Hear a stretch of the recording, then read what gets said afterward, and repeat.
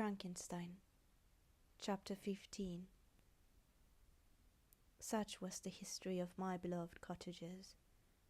It impressed me deeply. I learned, from the views of social life which it developed, to admire their virtues and to deprecate the vices of mankind. As yet I looked upon crime as a distant evil. Benevolence and generosity were ever present before me, inciting within me a desire to become an actor in the busy scene where so many admirable qualities were called forth and displayed. But in giving an account of the progress of my intellect, I must not omit a circumstance which occurred in the beginning of the month of August of the same year.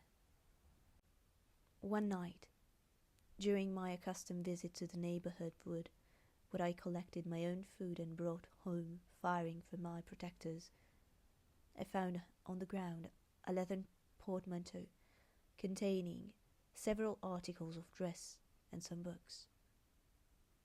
I eagerly seized the prize and returned with it to my hovel. Fortunately, the books were written in the language, the elements of which I had acquired at the cottage. They consisted of Paradise Lost, a volume of Plutarch's Lives, and the Sorrows of Werther. The possession of these treasures gave me extreme delight. I now continually studied and exercised my mind upon these histories, whilst my friends were employed in their ordinary occupations. I can hardly describe to you the effect of these books. They produced in me an infinity of new images and feelings that sometimes raised me to ecstasy, but more frequently sunk me into the lowest dejection. And the Sorrows of Werther, besides the interest of its simple and affecting story, so many opinions are canvassed, and so many lights thrown upon what had hitherto been, to me, obscure subjects, that I found in it a never-ending source of speculation and astonishment. The gentle and domestic manners it described, combined with lofty sentiments and feelings, which had for their object something out of self, accorded well with my experience among my protectors, and with the ones which were forever alive in my bosom. But I thought Werther himself a more divine being than I had ever beheld or imagined. His character contained no pretension, but it sank deep. The disquisitions upon death and suicide were calculated to fill me with wonder. I did not pretend to enter into the merits of the case, yet I inclined towards the opinions of the hero, whose extinction I wept, without precisely understanding it. As I read, however, I applied much personally to my own feelings and condition. I found myself similar, yet at the same time strangely unlike to the beings concerning whom I read and to whose conversation I was a listener. I sympathized with and partly understood them, but I was unformed in mind. I was dependent on none and related to none. The path of my departure was free, and there was none to lament my annihilation. My person was hideous, and my stature gigantic. What did this mean? Who was I? What was I? Whence did I come? What was my destination? These questions continually recurred, but I was unable to solve them. The volume of Plutarch's Lives, which I possessed, contained the histories of the first founders of the ancient republics. This book had a far different effect upon me from the Sorrows of Werther. I learned from Werther's imaginations, despondency, and gloom, but Plutarch taught me high thoughts. He elevated me above the wretched sphere of my own reflections. To admire and love the heroes of past ages, many things I read surpassed my understanding and experience. I had a very confused knowledge of kingdoms, wide extents of country, mighty rivers, and boundless seas. But I was perfectly unacquainted with towns and large assemblages of men. The cottage of my protectors had been the only school in which I had studied human nature, but this book developed new and mightier scenes of action. I read of men concerned in public affairs, governing or massacring their species. I felt the greatest ardour for virtue rise within me, an abhorrence for vice, as far as I understood the signification of those terms, relative as they were, as I applied them to pleasure and pain alone.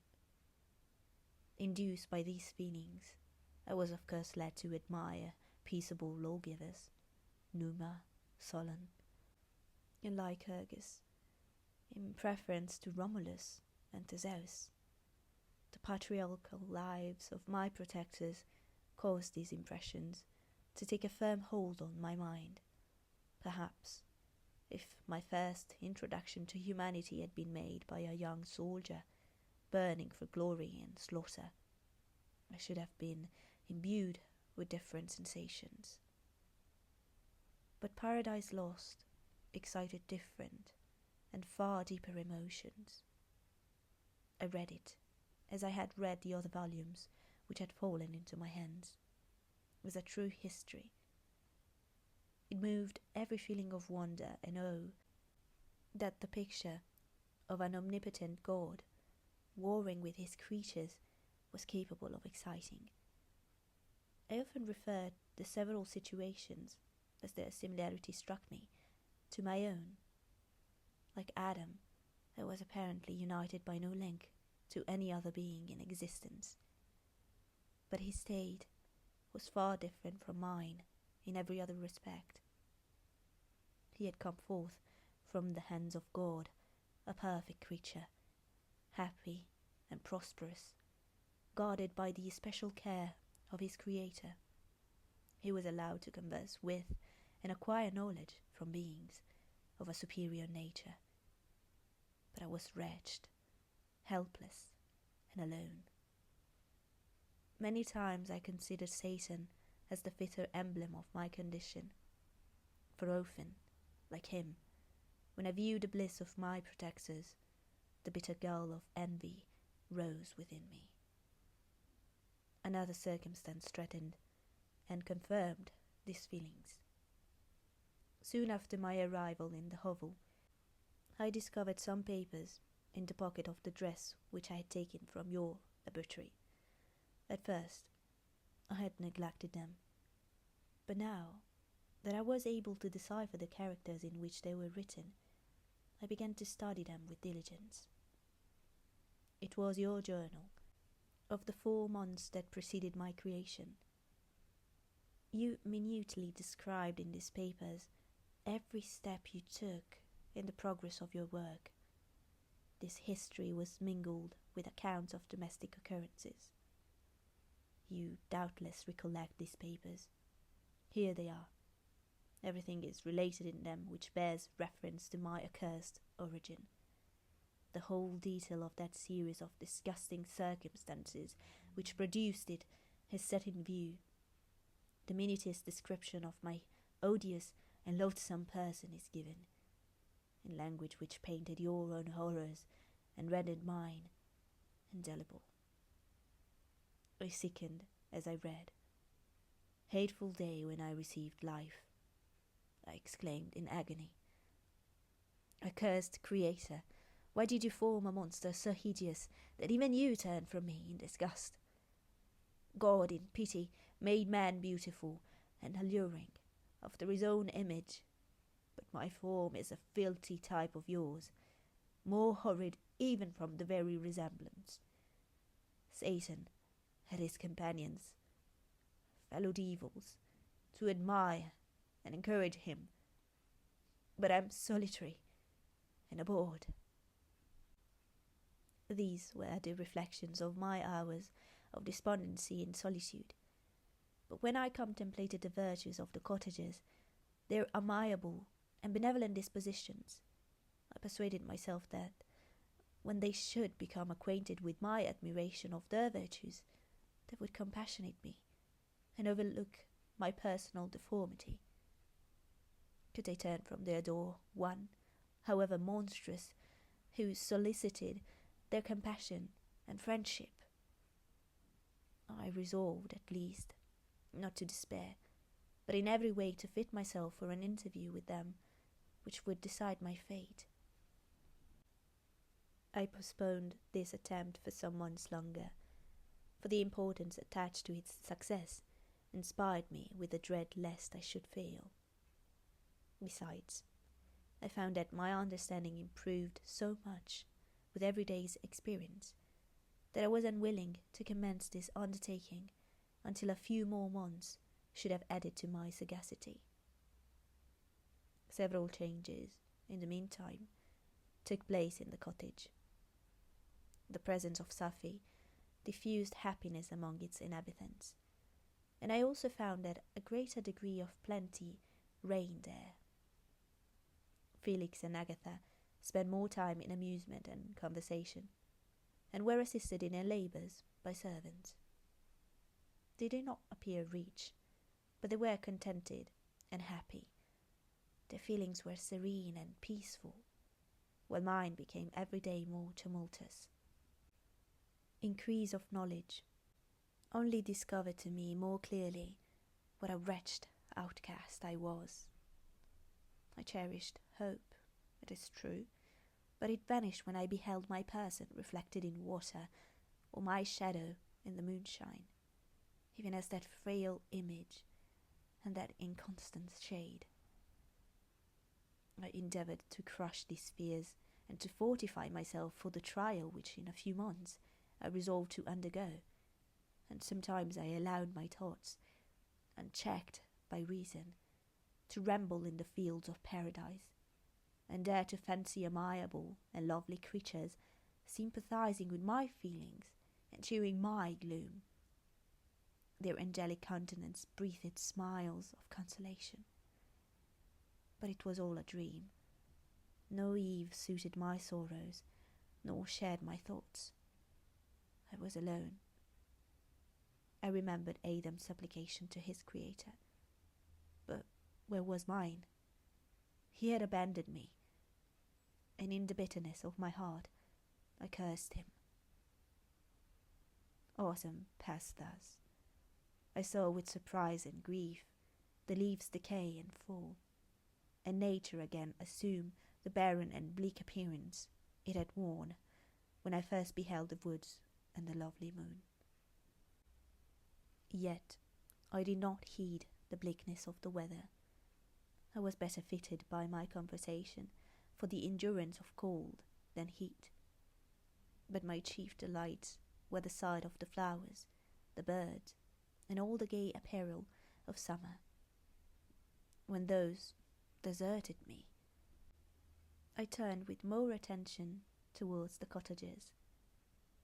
Their happiness was not decreased by the absence of summer. They loved and sympathized with one another, and their joys, depending on each other, were not interrupted by the casualties that took place around them. The more I saw of them, the greater became my desire to claim their protection and kindness. My heart yearned to be known and loved by these amiable creatures, to see their sweet looks directed towards me with affection was the utmost limit of my ambition. I dare not think that they would turn them from me with disdain and horror.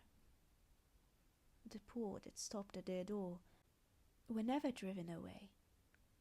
I asked, it is true, for greater treasures than a little food or rest.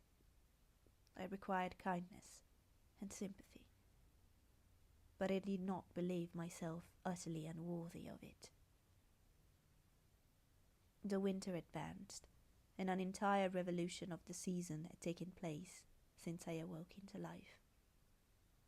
My attention at this time was solely directed towards my plan of introducing myself into the cottage of my protectors. I resolved many projects, but that on which I finally fixed was to enter the dwelling when the blind old man should be alone. I had sagacity enough to discover that the unnatural hideousness of my person was the chief object of horror with those who had formerly beheld me. My voice, although harsh, had nothing terrible in it. I thought, therefore, that if in the absence of his children I could gain the goodwill and mediation of the old de Lacy, I might, by his means, be tolerated by my younger protectors. One day, when the sun shone on the red leaves that strewed the ground and effused cheerfulness, although it denied warmth, Safie, Agatha, and Felix departed on a long country walk, and the old man, at his own desire, was left alone in the cottage. When his children had departed, he took up his guitar and played several mournful but sweet airs, more sweet and mournful than I had ever heard him play before. At first, his countenance was illuminated with pleasure, but as he continued, thoughtfulness and sadness succeeded. At length, laying aside the instrument, he sat absorbed in reflection. My heart beat quick. This was the hour and moment of trial, which would decide my hopes or realize my fears. The servants were gone to a neighbouring fair. All was silent in and around the cottage. It was an excellent opportunity. Yet, when I proceeded to execute my plan, my limbs failed me and I sank to the ground. Again I rose, and exerting all the firmness of which I was master, removed the planks which I had placed before my hovel to conceal my retreat. The fresh air revived me, and with renewed determination I approached the door of their cottage. I knocked. "Who's there?"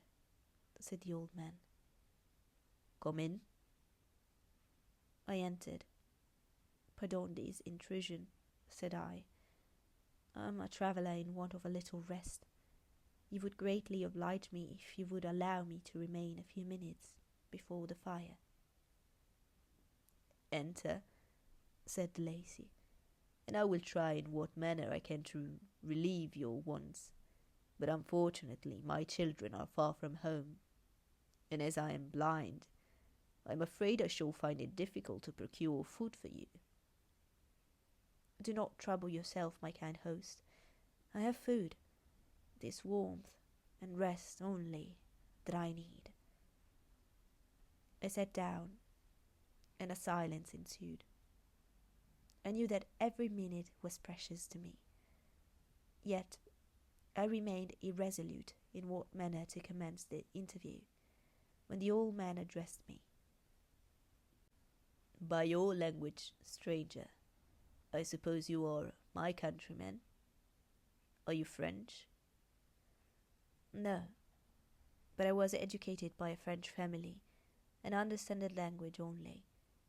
I am now going to claim the protection of some friends, whom I sincerely love, and of whose favour I have some hopes." "Are they German?" "No, they are French. But let us change the subject. I am an unfortunate and deserted creature. I look around, and I have no relation or friend upon earth.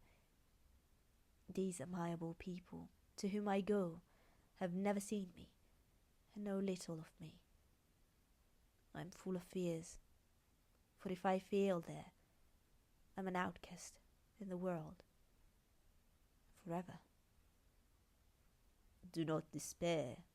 To be friendless is indeed to be unfortunate, but the hearts of men, when unprejudiced by any obvious self-interest, are full of brotherly love and charity. Rely, therefore, on your hopes, and if these friends are good and amiable, do not despair."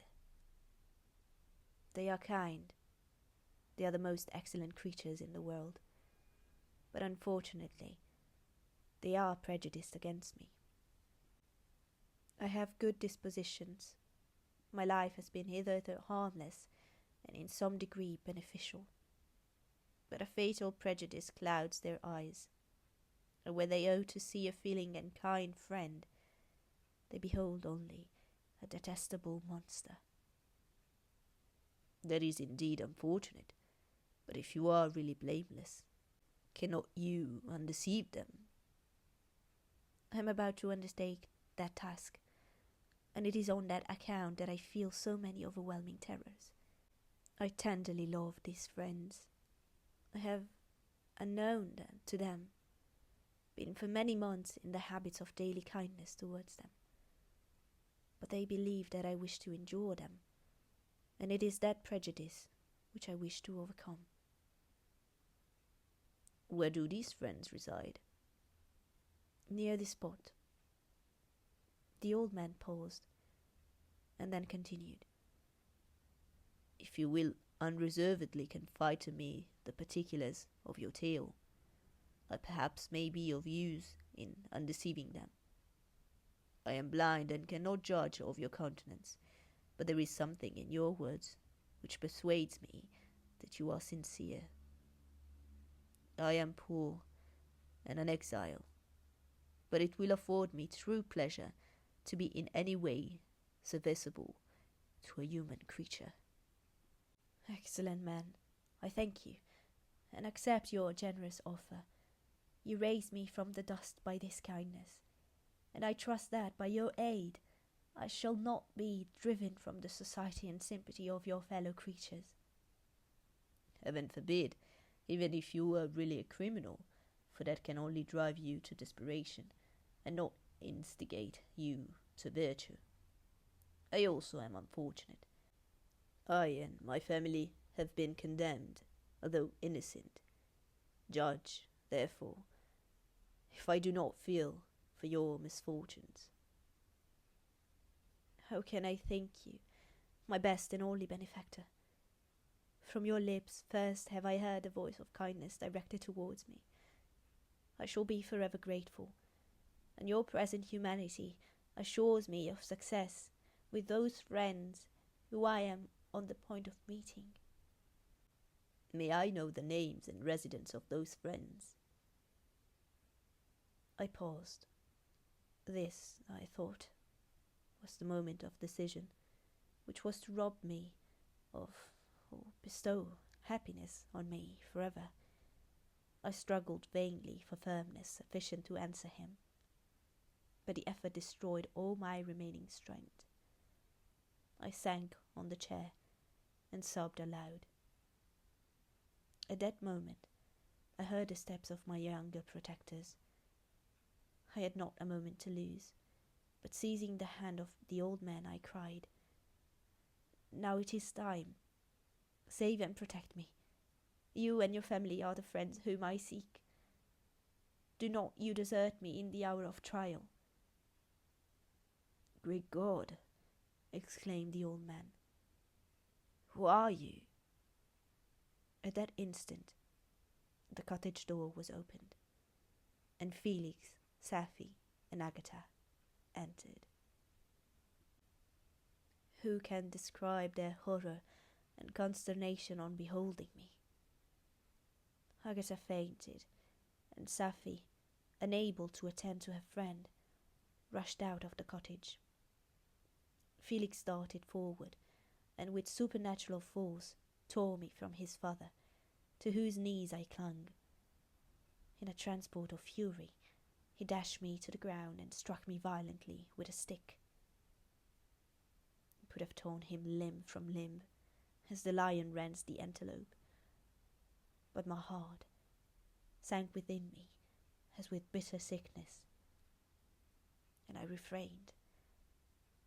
I saw him on the point of repeating his blow, when, overcome by pain and anguish, I quitted the cottage, and in the general tumult escaped, unperceived, to my hovel.